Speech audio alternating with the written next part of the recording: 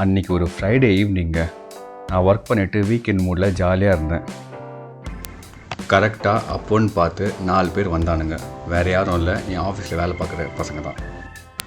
Friday ஈவினிங்கு weekend எங்கன்னா வெளியே போகலாமாண்ணா அப்படின்னு கேட்டானுங்க. நானும் மிஞ்சி போனால் என்ன பண்ணிவிடுவானுங்கன்னு சொல்லிட்டு சரி ஓகேடா அப்படின்னு சொல்லிட்டேன். சொல்லி வாய மூடில் நேராக நுங்கம்பக்கம் கூட்டின்னு போயிட்டானுங்க. இங்கே ஏன்டா கூப்பிட்டு வந்தீங்கன்னு கேட்டால் இதுக்கு பேர் தான் சோப் ஃபுட்பாலாம். ஆடா டேய், ஃபுட்பால் ஆட ஏன்டா இங்கே வந்தீங்க, கிரவுண்டுக்கு கூப்பிட்டு போனான்னு கேட்டால் இல்லைண்ணே இதுதான் சோப் ஃபுட்பால்ண்ணே அப்படின்னானுங்க. நான் சொல்லலை, அந்த 4 பேர் இவனுங்க தான்.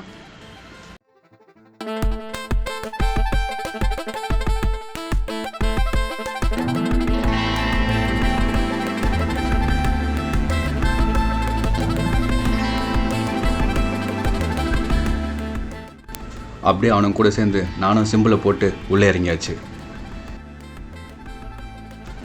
இந்த சோப் ஃபுட்பாலை நீங்கள் விளையாடணுன்னா நீங்கள் ஆல்ரெடி ப்ரீ புக் பண்ணி ஆகணும். ஸோ இதுக்கு 2000 rupees சார்ஜ் பண்ணுவாங்க வீக் டேஸில். வீக்கெண்ட் போனால் 2500. நீங்கள் மினிமம் 4 மெம்பர்லேருந்து 10 மெம்பர் வரைக்கும் நீங்கள் கூப்பிட்டு வரலாம். நீங்கள் கொடுக்குற அந்த 2000க்கு 1 hour டியூரேஷன். ஸோ அந்த 1 hourல 50 minutes நீங்கள் விளையாடலாம். மீதி 10 minutes நெக்ஸ்ட் பேட்சுக்கு க்ளீன் பண்ணுவாங்க. ஸோ அந்த 50 minutesக்கு நீங்கள் விளையாடிட்டு நீங்கள் வெளியே வந்துடணும். நெக்ஸ்ட்டு பார்த்தீங்கன்னா சேஃப்டி. கண்டிப்பாக எந்த கேம்லேயுமே அடிப்படும். ஸோ இந்த கேம்லேயும் சான்ஸ் இருக்குன்றதுனால உங்களுக்கு ப்ரொடக்டிவ் கியர்ஸ்லாம் கொடுத்துருவாங்க. லைக் ஹெல்மெட்டு, ரிஸ்ட் பேண்டு எல்லாமே கொடுத்துருவாங்க. ஸோ இந்த விளையாட்டில் எந்த பிரச்சனையும் இல்லை, ஃபுல் சேஃப் தான். ரெகுலர் ஃபுட்பாலுக்கும் சோப் ஃபுட்பாலுக்கும் என்னடா வித்தியாசம்னு கேட்டிங்கன்னா ஒன்றுமே இல்லைங்க. அங்கேயும் நீங்கள் பால் தான் விளையாடுவீங்க, இங்கேயும் நீங்கள் பால் தான் விளையாடுவீங்க. இங்கேயும் 2 போஸ்ட் இருக்கும், அங்கேயும் 2 கோல் போஸ்ட் இருக்கும். என்ன ஒன்றுனா இங்கே வாட்ரியாக இருக்கும், சர்ஃபேஸு ரொம்ப ஸ்லிப்பரியாக இருக்கும். இந்த சோப் ஃபுட்பாலில் என்ன ப்ளஸ்ன்னு பார்த்தீங்கன்னா இங்கே விளையாட தெரிஞ்சவங்களும் விளையாடலாம், விளையாட தெரியாதவங்களும் விளையாடலாம். ஃபுட்பாலே பார்க்கலாம் கூட பரவாயில்ல, அவங்களுக்கு கூட இங்கே வந்து விளையாடினா ஒரு பிரச்சனையும் இல்லை. உங்களுக்கு டவுட் வரலாம், ஏன்டா விளையாட தெரியாதவங்கள விளையாடலான்னு சொல்கிறேன் அப்படின்ட்டு. ஏன்னா விளையாட தெரிஞ்சவங்களே இந்த சர்ஃபேஸில் ஓடவே முடியாது. அது நல்லா ஸ்லிப்பரியாக தான் இருக்கும். ஆனால் கொஞ்சம் நடுவில் ஆனவொடனே யாரும் விழ மாட்டேங்கிறாங்க அப்படின்னா சைடில் இருக்கிற அண்ணாங்கள்லாம் பொலிச்சுன்னு சோப் வாட்டர் ஊற்றிக்கிட்டே இருப்பாங்க. உங்கள் ஸ்கூல் ஃப்ரெண்ட்ஸு இல்லை காலேஜ் ஃப்ரெண்ட்ஸு இல்லை ஆஃபீஸ் கொலீக்ஸு ஒரு 10 பேர் இருக்கிறீங்க அப்படின்னா ஒரு வீக்கெண்டில் கண்டிப்பாக வந்தீங்கன்னா செம ஜாலியாக இருக்கும், ஃபன்னாக இருக்கும். ரொம்ப விளையாடிட்டு வெட்டாயிடுச்சு அப்படின்னா நீங்கள் போயிட்டு சேஞ்ச் ரூமில் சேஞ்ச் பண்ணிக்கலாம். லைக் பாய்ஸ் கேர்ள்ஸ் 2க்குமே தனித்தனியாக வச்சுருக்காங்க. இந்த சோப் ஃபுட்பால் எங்கே இருக்குதுன்னு பார்த்தீங்கன்னா நுங்கம்பாக்கமில், எக்ஸாக்ட் இந்த பார்க் ஹோட்டலுக்கு ஆப்போசிட்டில். எவ்வளோ நேரம் தான் வெள்ளைக்காரன் கண்டுபிடிச்ச ஃபுட்பாலே விளையாடிட்டு.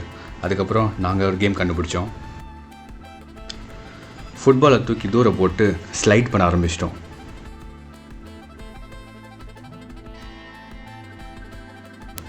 அது வேறு லெவல் ஃபன்னாக இருந்தது, கொஞ்சம் பாருங்களேன்.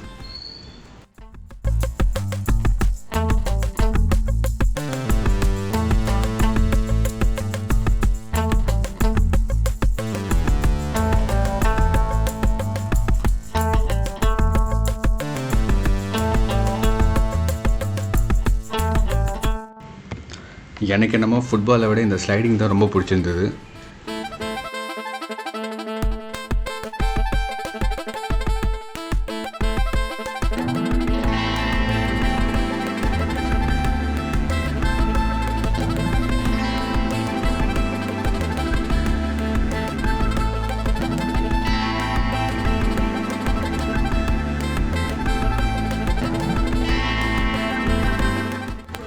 நான் பாருங்கள் ஆர்வ கோளாறில் என் சிம்பிளை காட்டாமல் ஏதோ ஒரு சிம்பிளை காமிச்சிட்டு வெளியே போயிட்டேன்.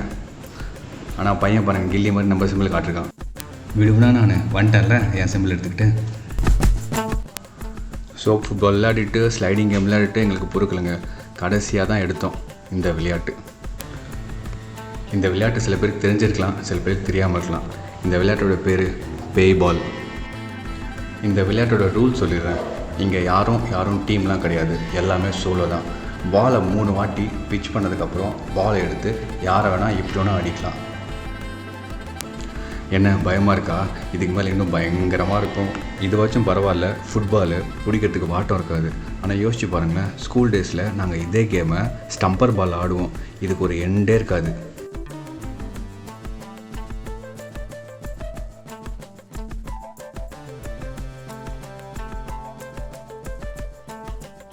ரொம்ப நாள் கழித்து விளையாடுறோமா, அதனால் ஓல்டு மெமரிஸ்லாம் அப்படியே வந்துட்டு போகுது.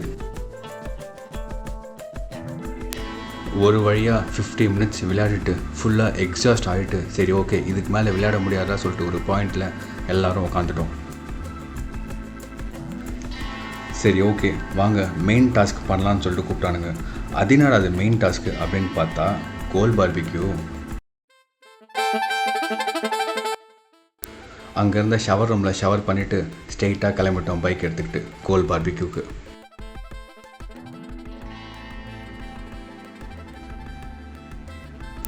கோல் பார்பிக்யூ ரீச் ஆனதுக்கப்புறம் ஒரு 2 சினிமாட்டிக் ஷாட் எடுத்ததுக்கப்புறம் என் கேமராவே என்னை காரி துப்பிச்சு. டேய் இன்னும் என்னை பிடிச்சிட்ருக்கு.